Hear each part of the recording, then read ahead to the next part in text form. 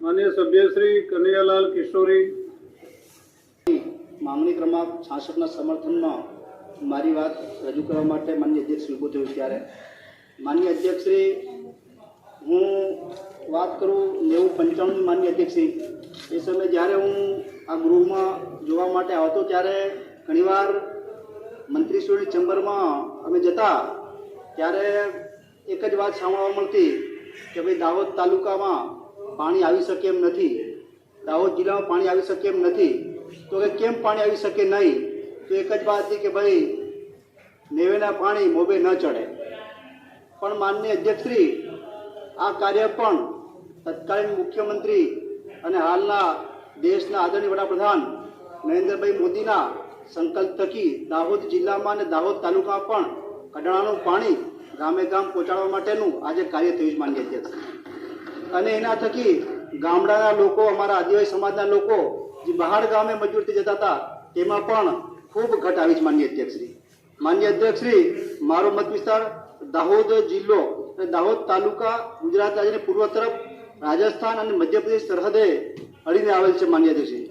દાહોદ તાલુકાનો કુલ ભૌગોલિક વિસ્તાર 61,600 હેક્ટર છે, જે પૈકી 43,120 હેક્ટર ખેતીલાયક વિસ્તાર છે માનનીય અધ્યક્ષશ્રી।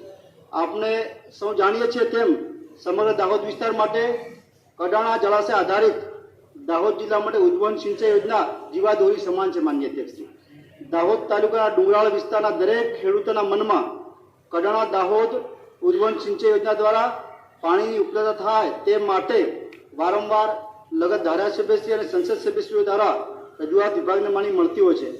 આ યોજના દ્વારા મહત્તમ વિસ્તારમાં મહત્તમ માત્રામાં પાણી આપી શકાય તે માટે પણ માનનીય અધ્યક્ષશ્રી જળ સંપત્તિ વિભાગ કાર્યરત છે માનનીય અધ્યક્ષશ્રી। મારા મત વિસ્તારમાં માનનીય અધ્યક્ષશ્રી જળાશય આધારિત દાહોદ જિલ્લા માટે ઉદ્વહન સિંચાઈ યોજના દ્વારા દાહોદ તાલુકાના ખરેડી 1, ખરેડી 2, ઉસરવાણ, દેલસર, જાલત, જાલત 3, જાલત 2, છાપરી કુલ 9 તળાવોમાં માનનીય અધ્યક્ષશ્રી પાણી આપવામાં આવે છે।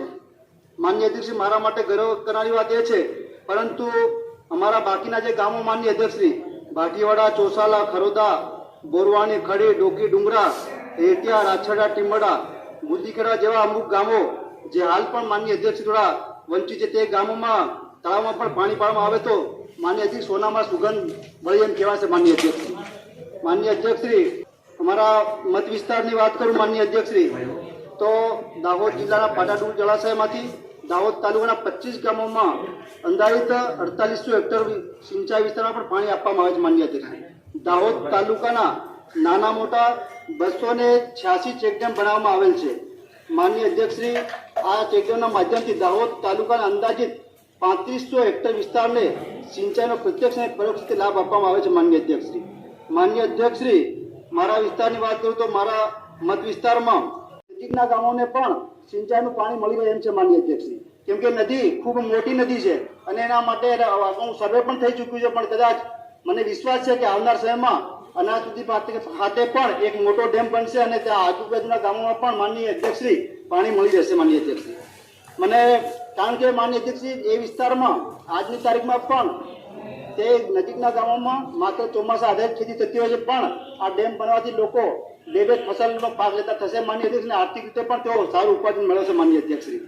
માનનીય અધ્યક્ષશ્રી સિંચાઈની વાત કરું તો નાના મોટા ચેકડેમ ઉદ્વહન સિંચાઈ યોજના થકી હાલમાં પાણી મળે છે માનનીય અધ્યક્ષશ્રી, પણ નવી ઉદ્વહન સિંચાઈ યોજના પણ માનનીય અધ્યક્ષશ્રી બની રહી છે, પણ અમારા આદિજાતિ વિસ્તારમાં ઘણી ખરી ચેકડેમ આધારિત ઉદ્વહન સિંચાઈ યોજનાઓ બનેલી છે માનનીય અધ્યક્ષશ્રી, પણ એ સિંચાઈ યોજનાઓ કોઈક ને કોઈક કારણ કેમ કે એની મશીનરી એટલે કોઈકને કારણે મશીનરીમાં કંઈક ફોલ્ટ આવે અને મશીન બંધ પડી જાય, પણ અમારા આદિવાસી વિસ્તારમાં આર્થિક રીતે બીજું એનું કોઈ સક્ષમ નથી કરી શકતા રિપેરિંગ, પણ રિપેરિંગના અભાવે પણ ઘણી ખરી એલા યોજનાઓ ઇલેક્ટ્રિકલ યોજનાઓ બંધ રહે છે। એમાં નાની મોટી રિપેરિંગ મોટી રિપેરિંગની કોઈ મોટો ખર્ચો હોતો નથી, પણ આર્થિક રીતે એટલા સક્ષમ નથી કે આવા ખર્ચા કરી શકે માન્ય રીતે। એટલે આવી સિંચાઈ યોજના રિપેર થાય તો એ નજીવા ખર્ચે રિપેર થાય અને સિંચાઈ પુનઃ પાણી મળી રહે તેમ છે માની। ત્યારે માનનીય અધ્યક્ષશ્રી આપના મારફતે મારી વિનંતી છે કે આવી જે સિંચાઈ યોજનાઓ છે એ સિંચાઈ યોજનાનો સર્વે કરાવી અને રિપેર કરી પુનઃ જો યોજનાઓ ચાલુ થાય તો બાકીના વિસ્તારને પણ પૂરતું પાણી મળી રહે માનનીય અધ્યક્ષશ્રી।